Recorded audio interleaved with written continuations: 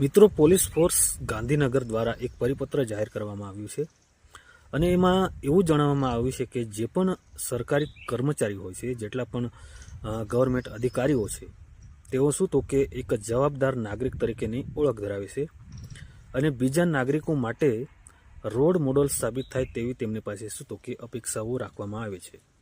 હવે હેલ્મેટનો નિયમના અમલીકરણ અંગેનું આ એક પરિપત્ર જાહેર કરવામાં આવ્યો છે અને જેટલા પણ સરકારી કર્મચારીઓ છે, જેટલા પણ ગવર્મેન્ટ અધિકારીઓ છે, તેઓ આ હેલ્મેટના નિયમનું અમલ કરે તેવી તેમની પાસે અપેક્ષાઓ રાખવામાં આવે છે.